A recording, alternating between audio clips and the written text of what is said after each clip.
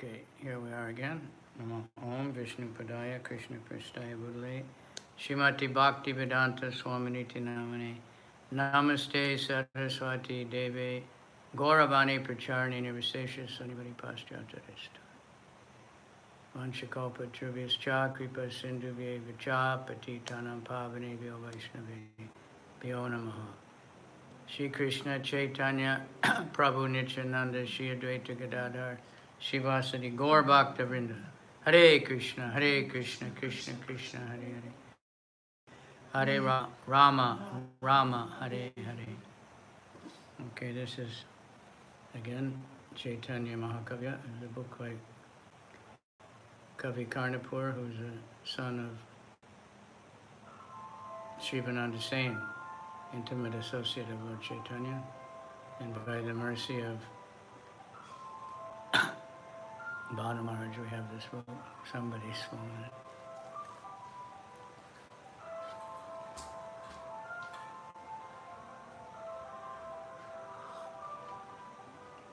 This is chapter 9.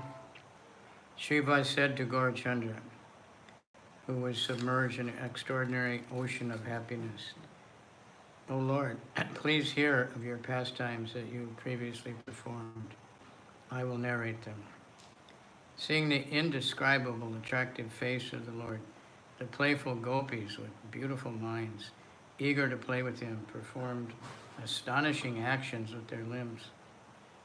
With their lover, dark like a tamal tree, the women of Raj entered a grove, and in front of him acted as lightning with a fresh cloud. The attractive women, seeing their attractive lord dancing in their minds with Cupid, desiring attractive activity, develop loving sentiments for their lord. The beautiful women, possessing love filled with desire, surpassed the fear that first arose in their hearts by the influence of Cupid. One gopi, full of fear, tightly tied up her loose cloth and moved quickly towards a smiling friend. When the gentle breeze moved the cloth on her breast, one gopi hastily embraced her friend tightly while Krishna watched. Another gopi raised her too heavy breast by raising her hands and lazily posturing her body, yawned in front of her lover. Swarms of bees gave up the forest creepers and enjoyed the creeper-like bodies of the excellent women, whose full breasts were as beautiful as buds and whose hands defeated the beauty of new shoots.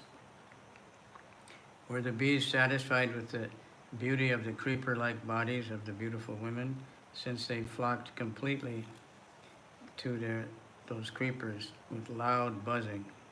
The bees, desiring to drink nectar, became insane on touching their bodies with their lips. Remembering with pleasure their lover's touch with his teeth and lips, the gopis did not drive the bees away. More graceful than swarms intoxicated with love, the beautiful women lightly and slowly walked with their attractive lotus feet in order to enjoy pastimes. Moving with graceful steps that delighted Cupid, the women were in difficulty because of the size of their hips and breasts, but went in order to give happiness to Krishna. With sounds like small drums from the jingling bells on their golden belts, like waves breaking on the shore, the hips of the women, decorated with graceful movements, danced slowly and indolently. O women with fickle eyes, your lotus feet are incapable. Do not go quickly. Did their ankle bells weep in helplessness out of affection for the women? The forest earth became red with the lac from the feet of the gopis, filled with anurag as they moved their lotus feet. Did this redness, raga, indicate the earth's great anurag for the Lord, filled with desire? One gopi touched the tip of her breast to Krishna's back and placed her arms on his shoulder. She kissed his face while turning her head and then followed after him. One gopi was embraced on her chest by Krishna from behind. She held him in on her throat like a sapphire necklace. With her arms on his shoulders, one gopi moved slowly and gracefully with him. Her hips, attached to his hips, appeared like waves merging together.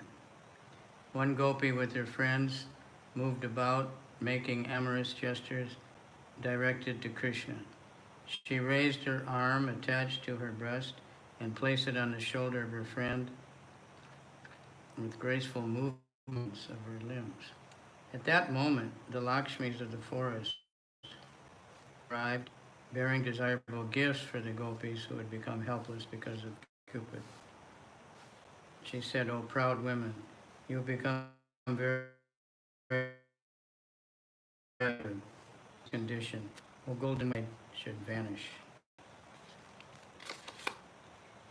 Look, doe-eyed women, shaking its shoots, similar to hands, the Madhavi creeper, attractive with the flower of youth, is being attacked by the greedy bees. The jasmine creeper, attractive with blossoming buds, is being attacked by bees. Shaking its twigs like hands, can it alleviate the attack? Look, this creeper with trembling leaves is attacked by the bees. It says, if the proud women desire to enjoy, she can never keep pride in her mind." One gopi, skillful in love, while laughing to another gopi in the presence of Krishna, said, "Embrace this compliant lover. Rid yourself of unsteady pride, O friend." One gopi said, "Why do you independently make amorous gestures in the middle of this excellent forest of Krishna, who is fond of using strength, where the mango creepers within reach of the hand shine with many buds? O friend, welcome. I have seen you after a long time. Please embrace me." Helpless with emotion, her breast expanding, the rashly embraced a creeper in the forest.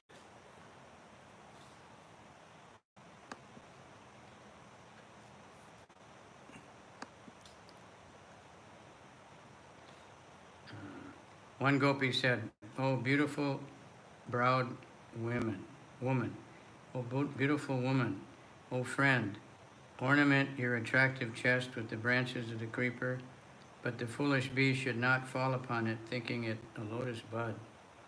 The moonlight here is not favorable for you. You desire the darkness, since you look with longing at the cuckoo singing constantly, Kuhu, dark moon."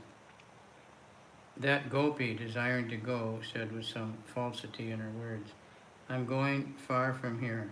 You stay near your lover. These flowers are lovely, decorating your ears." One gopi, saying this, touching her breast to Krishna's chest, decorated him with her upraised arms. Wanting to pick some flowers from a high place, one gopi placed her hips on Krishna's chest and Krishna hugged her thighs. "O Radha, your face is like a lotus. Your teeth are like kunda flowers. What is the use of flower chin?" He kissed her. With her body bent because of heavy breast, one gopi, dedicated to gathering flowers, became agitated. Her cloth fell, thus attracted Krishna's mind. Seeing the bees disappear, one gopi subdued Krishna with her fingernails. Agitated by confusion, she sank on his chest when she again saw the bees. The foolish bee, the blossoming flowers, and flies to the buds. "O bee, you should be attracted to beauty. Do you have any discretion in your mind? You are like a bee. You are black and always intoxicated with honey. You are whimsically attracted to the lotus-like women. You are endowed with all its qualities. O foolish one, being so attached, are you not aware that women can inflict on them? In anger, one gopi with great desire spoke, indicating Krishna. Seeing bees coming with great speed to smell her lotus face, one gopi did not prevent the bees with their hands, since she desired to hear the joking words of Krishna. Your gait is slow and natural, and every step is taken with pleasure. Should we go away from here? Look, beautiful women, there is a bower. This bee, going within the blue lotus petal, spoke in your ear. Why do you not go? One gopi spoke to another with words with a smile. O woman with conch-like throat, I should make some garland for your throat. Krishna, saying this, joyfully snatched the cloth from the gopi. One gopi threw flower balls at Krishna continually. It seemed that she was giving great gifts of sweetness by offering many moons. Krishna said, a young cuckoo, intoxicated with honey, colored gold by embracing many times the flowering mango creeper, seems to beckon Cupid. My mind has become bewildered. O proud woman, do not show pride. Bring honey and distribute it. Do not direct constant anger towards your master.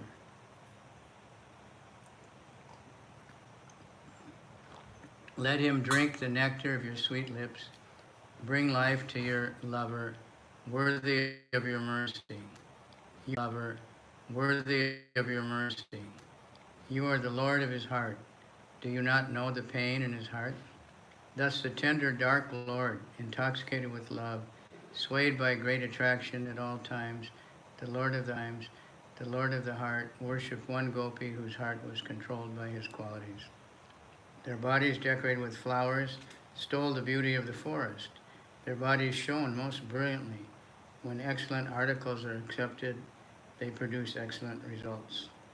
Fatigued from love affairs, with limbs composed of excellent youthfulness, the gopis perspired and became submerged for a long time in oceans of perspiration because of the exhaustion from playing in the forest.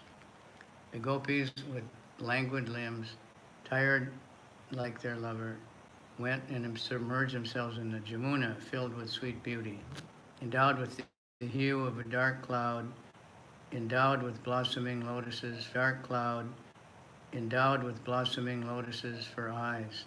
The Yamuna appeared to have the hair of the young women in the form of her waters, dark like rain clouds, accented with bright flowers. I cannot go even a step, beautiful browed girl. I will take support from your body. Saying this, Krishna, fully fatigued, embraced one gopi and went to the Yamuna.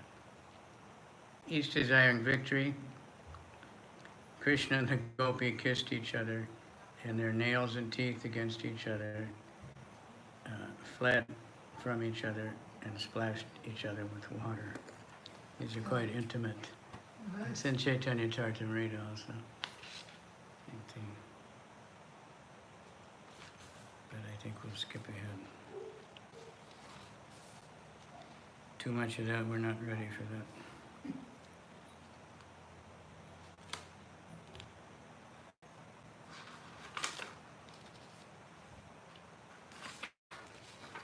This is all also in Caitanya-mahakavya, and it can be read, but we have to balance.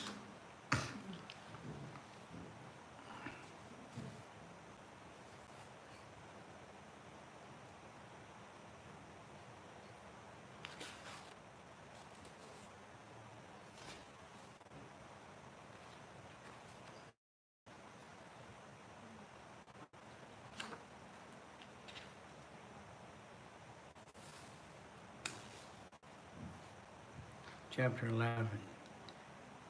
The most sweet Cupid of Vrindavan, endowed with a body of shining molten gold, remembering all these pastimes with the gopis, with great satisfaction began to perform pastimes with the devotees in those previous moods. Dividing the night into praharas and considering that the Acharya's house, Chandrasekhar, was suitable, he instructed his devotees and joyfully transformed that broad courtyard into a dancing place. The Brahmin women, having great desire and understanding the Lord's mind in that attractive, confined area, which gave joy, maintaining proper decorum, along with Sachi, entered that place separately. Eager to see the Lord, they fearfully sat separately on the veranda of the house, not showing themselves. With unblinking eyes and trembling bodies, they seemed like figures painted on canvas. Restricting entrance at the door, with great valor the Lord said, "So see to it that no one can enter even for a moment." First having all the devotees enter, Gaurachandra in great joy presided there constantly. Making one place the dressing room, the Lord, attractive with prema, fond of dancing, endowed with the greatest mercy, entered that room with one close friend who had great prema for his lotus feet.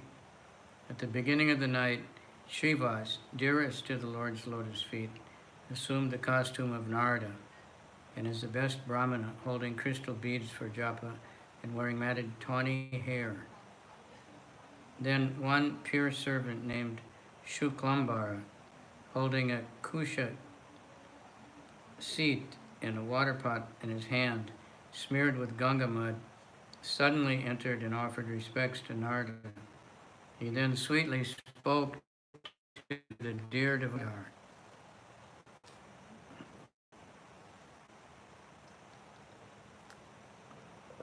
Offering respects to Narada's feet, you should say, "I'm always engaged in serving the feet of Mahaprabhu in Kali Yuga." Hearing this, Narada said, "O handsome one, go to the Ganga in Magh month and bathe there constantly. If you do this, by that punya, you will attain the Lord's lotus feet. You have now become dear to the Lord's feet by Narada's blessings. What is not known to you, O handsome one?" With hair standing on end, Narada explained the profound, charming glories of bhakti. How can I describe the great power of the name? It freed the sinful Brahmin, husband of a prostitute, from great sins. When he said this, bringing great joy to all humans, he began singing the Lord's name loudly. Srivas, in joy, his hair standing on end, began eagerly dancing, thereby making the first prologue to the play.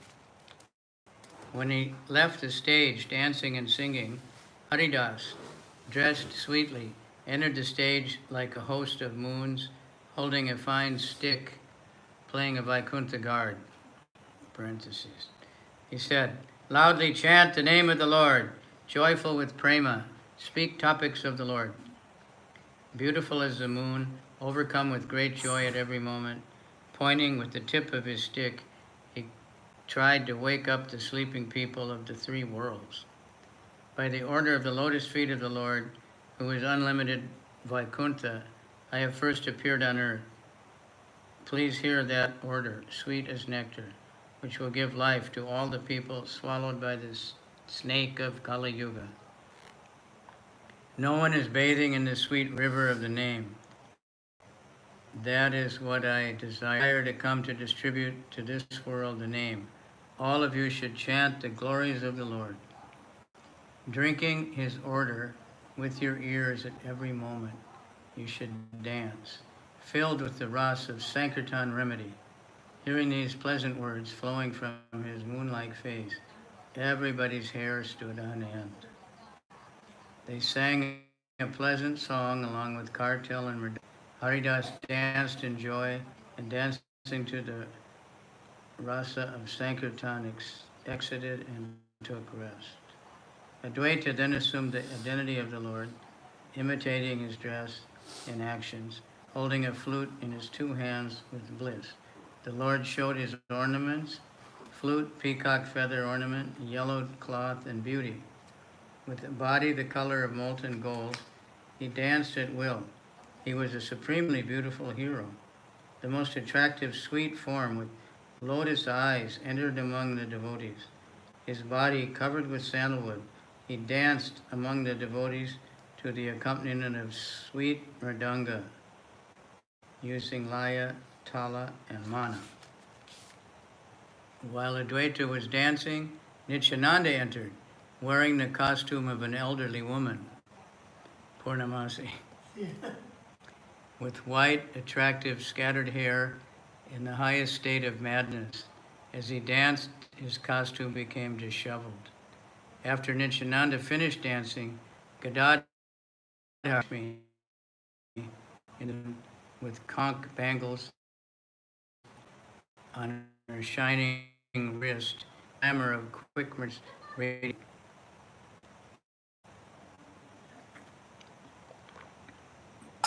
When he danced, emanating beauty from his attractive costume, with the accompaniment of sweet singing and mridanga rhythms, the audience became submerged in an ocean of happiness. With unblinking eyes and paralyzed limbs, did they attain freedom from death? Question. Radha, daughter of Rishabhanu, consort of Krishna, was known in Kali Yuga as Gadadhar, the son of Madhavananda. Gadadhar was born in the house of Madhva on the dark moon, Titi of Madhva month, with the astonishing form of Radha. Gauranga's brows moved. He danced with the skill of a bee and had a smiling glance. With fickle eyes like blossoming lotuses, his lips were copper-colored, revealing teeth white like moonlight. He emanated beauty with a spotless necklace placed on his white conch-like neck and riding on a full chest which was swayed profoundly. The necklace had the beauty flowing from heaven, freed from fear of falling from a high peak. His thighs were soft like golden banana trunks. His feet were like fresh red lotuses. Wearing fine, attractive cloth, the beautiful form of the Lord entered the stage with light steps. The moon of nectar rays, full of bliss, maturing with digits, was reflected in the form of the Malaya mountain with fragrant branches, blew softly, playing with the hem of his silk cloth. That form, sweetly jingling his ankle bells, danced with gestures in the center of the singers, while mridanga beat swiftly to laya and tala, using graceful, intensely sweet steps. Shining drops of perspiration swiftly oozed from his lotus face. It appeared that he was carrying a golden moon embedded with pearls. He had sindura on his shining forehead, framed by curling locks. This was like the red, attractive rays of the sun in the twilight, surrounded by darkness. As he moved his bracelets, swarm hovered above. Moving his elevated brows like Cupid's bent bow, he appeared to make the sky black. His dancing became attractive as the loose edge of his cloth struck his body and bent his body and moved like waves close to the spectators. He revealed his remarkable thick shanks, damp with perspiration from his waist, sparkling like bright lights on the belt came loose. As he whirled around like a spinning wheel with desirous bees hovering above, the flowers flew from his hair in all directions. In the joy of dancing, it seemed that there was a white umbrella of flowers marked with dark lines, beads above his moon-like face. The dancer's body was glorious with the joyful sweetness of insane dancing. He's offering respects to that form, sitting with beautiful limbs on an excellent throne, sang praises with word ornaments. Please distribute prema everywhere, O goddess. The form took Haridas on his lap like a child. Passing the night in this way with various attractive pastimes, in the early morning the Lord returned to his house. For 7 days, anointed with sandalwood, the shining Lord danced sweetly in various ways at that house. The mridangas and other instruments sounded loudly in all directions, and all the devotees sang various songs like madmen, drenched in ras. As the Lord performed pastimes for 7 days, the universe became full with the scent of flower garlands and sandalwood. After 7 days, Srivas, with fear and timidity, as well as joy, spoke to the Lord, shining like 100 suns. In Kali Yuga, singing the Lord's name as prescribed in the scriptures is a result which is described false or true. Please tell me. The Lord said, O Brahman, in Satya, Treta, and Dwarpa, the result is achieved by meditation, sacrifice, and deity worship. In Kali Yuga, these are without power. Seeing this, the Lord has manifested himself as the name. Can this give a lesser result? Saying this, with tears in the eyes, the Lord again spoke, I cannot stay in my house. I must now go away. Hearing this, Murari said in fear, O Lord, do what must be done. But seeing the people, this is not proper. Another day the Lord said, in a dream a Brahman whispered in my ear the Mahavakya, what can I do but renounce the Lord's feet? I cry and can have no peace in this place. Hearing this, Murari Gupta immediately said, O Lord, make this statement Tat Twamasi into a possessive Tat Purusha compound, meaning I am yours instead of I am he. Hearing this, the Lord was overjoyed, thinking that it was the proper meaning. But the devotees, hearing the conversation, became deeply worried. Then a sannyasi, famous in the world as Caitanya-mahakavya, arrived by fate. Seeing the Lord constantly weeping, he said in great astonishment, you are Shukadev or Prahlad. Hearing himself praised, the Lord was doubly afflicted and cried even more. In great trepidation, the sannyasi again spoke, you are Lord Vishnu, I know this.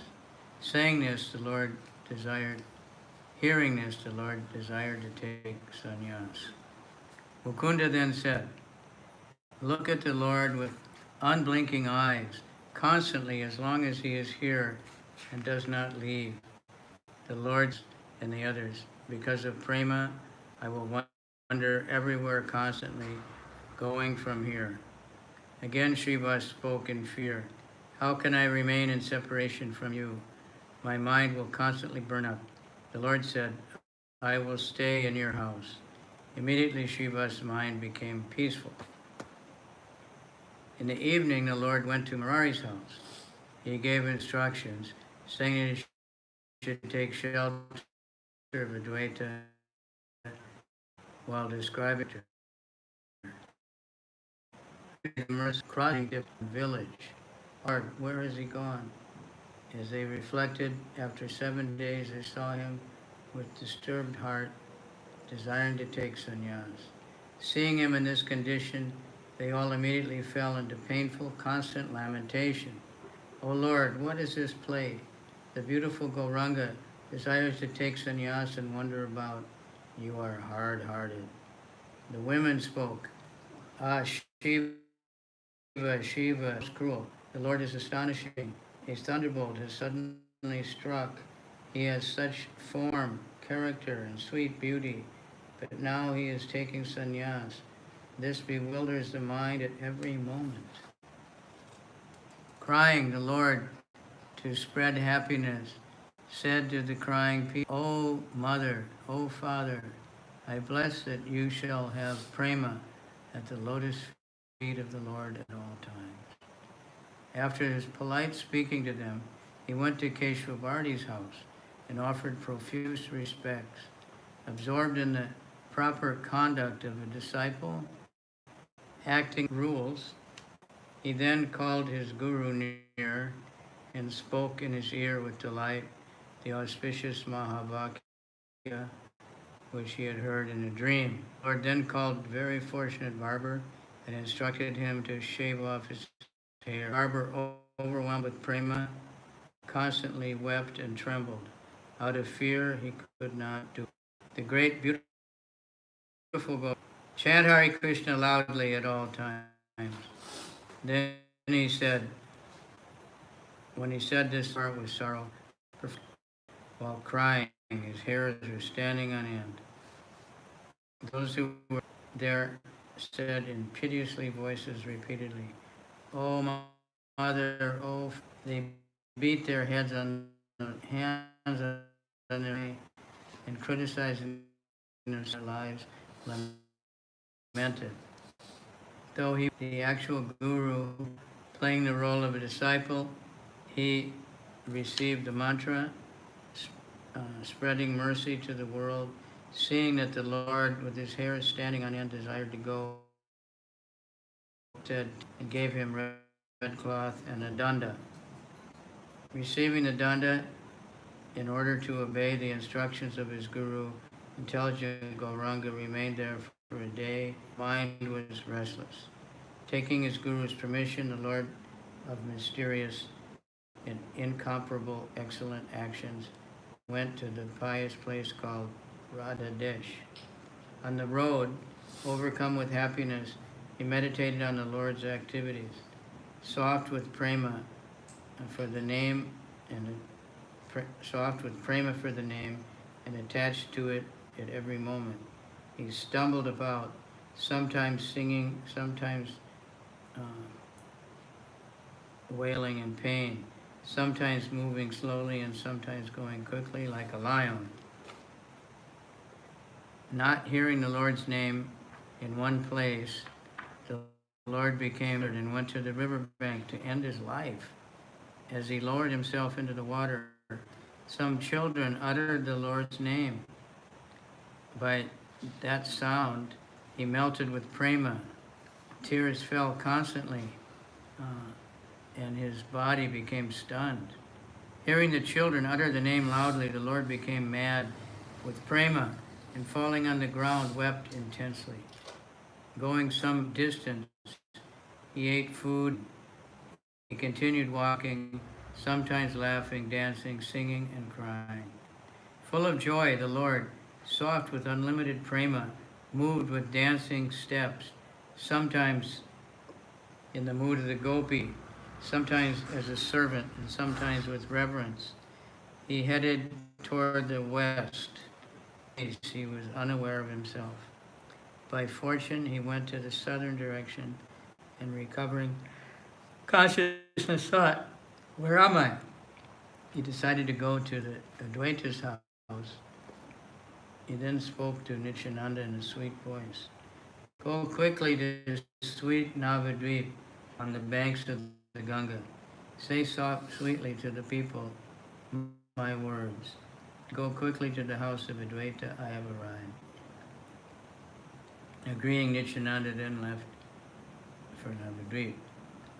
Getting there, Nityananda joyfully related the words of the Lord and quickly brought everyone to Shantipur.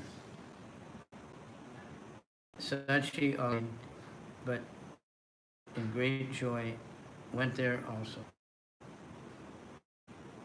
What more can be said? The whole of Navadvip went there. The next day, the Lord, holding his pot and danda, wearing 2 pieces of red cloth, flashing like a host of lightning bolts, appeared like a golden mountain, radiating golden light, becoming fixed in Atma and slightly fixed in Paramatma, as established by the previous sages. I shall cross over the insurmountable ocean of nations by service to the Lord's feet of Krishna. That was by the Avanti Brahmanetam Samastaya Paratmanistam Adhyasitam Purvatamarma Vitarasyami Durantaparam Tamo Mukundangri Nashe Vayavat. Prabhupada told It's us, not part of the, Prabhupada told the sannyasis to say that yes. many times a day, but anyone can say it. Because we're all supposed to be sannyasis. Seeing the Lord as he recited this verse repeatedly on the road while dancing passionately with tears flowing over his body, the people, seemingly long dead, revived their life heirs. Filled with joy, they fell on the earth offering respects, showing affection for his devotees who were attached to the lotus feet by speaking, smiling sweetly, glancing with mercy, touching them with joy. The Lord, filled with happiness and great mercy, went to Advaita's house. Gauranga, sitting on an excellent, pure seat, embraced Advaita, whose body was covered with tears. Along with the weeping devotees, he sang beautiful songs, holy name, which were endowed with great, profound qualities. He then ate the delicious food offered by Advaita. On next day, in the morning, he spoke to the devotees in joy. With great desire to see the Lord's lotus feet, I will go to Puri. You should remain here and perform constant kirtan. Leaving the devotees, embracing Advaita, who was covered in tears, he started to go. Haridas, holding grass in his teeth, his heart filled with longing, fell on the earth at the lotus feet of the Lord. Seeing Haridas in this condition, the Lord said, I will constantly speak on your behalf to Jagannath in all humility. Rise up and be peaceful. Facing him, he then left. Advaita then spoke as he was leaving. When you leave, what will happen to us? Please tell us, O Lord, how will we continue to live? How will we overcome our pain and suffering? After he spoke, the Lord said, if you act like this, how can I go? He then left. Because of the affection of Advaita and the joy of humble Haridas, the Lord, desiring to go to Puri, controlled by his devotees, ate the incomparable food cooked by Sachi with the devotees and left after several days. One Brahmana said, I see you're very sweet person. Pulled the cloth from the Lord's limbs. The merciful pure Lord shone like a moon uncovered by clouds. The merciful Lord came in front of Nityananda, who was joyful in his heart, and bid him farewell. The Lord was surrounded by Gadadhar, Mukunda, and Brahmanas, who were attached to the lotus feet. They looked at him with sadness. Singing the glories of the Lord, Gauranga, weeping, accompanied by the devotees attached to his lotus feet, appeared most beautiful on the road. The ferrymen, whose hearts were gladdened by giving and receiving, did not obstruct any of the devotees endowed with the great mercy of the Lord. He then saw a powerful Gopinath shining in his residence called Ramuna, and offered respects by placing his head on the ground. Everyone saw the flowers from Gopinath's head fall on Gauranga's feet. Maybe he was Gauranga. Then came to the town called Katak, and to the deity famous in the world as Sakshi Gopinath. The people saw Gauranga and the deity as non-different, in great power, the only difference being the golden and black complexions. On the road, Gauranga gave his danda to Nityananda and went ahead, his heart overwhelmed with bliss. Following behind, Nityananda, whose actions caused great joy, began to think deeply with great joy. He then broke the danda. Approaching Nityananda with some worry, the Lord said, "Tell me, where is my danda?" He said, "By chance, I stumbled and fell on the ground, and the danda broke." The Lord became very angry. Disturbed in mind, thinking deeply, continued traveling while joyfully chanting the name of the Lord, constantly looking at the devas on the path. I went in joy to the fortunate, beautiful town. In a mango grove, he saw Shiva and reciting many verses of praise, fell on the ground in joy. Being his Lord, Shiva worshipped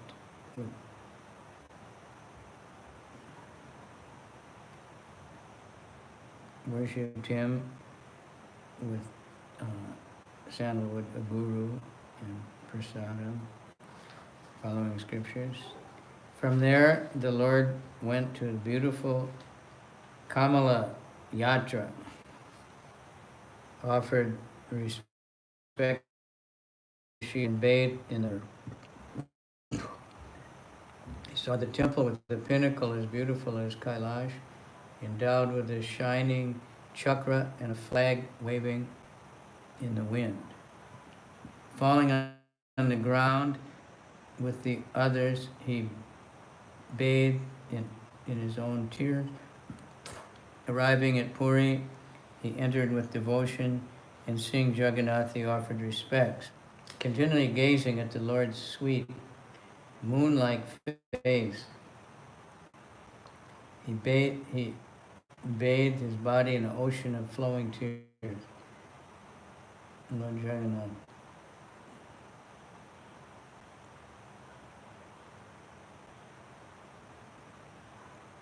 The Lord, decorated with sandalwood garlands, scents, and camphor, flooding unlimited places with the sweetness of his dress, produced by his own sweet will, the highest bliss in the land of Navadvip, through his childish dancing.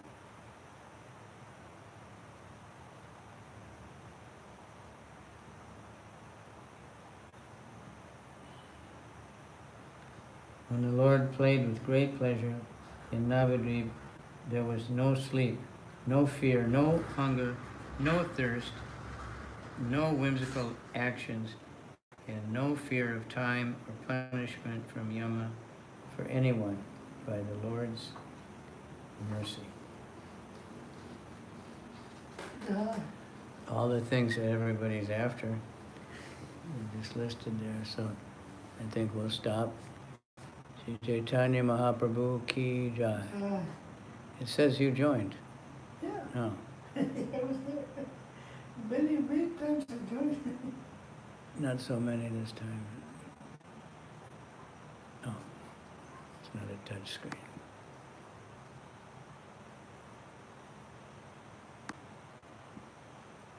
Jai. Srimad Sri Chaitanya Leela ki jai. Yeah.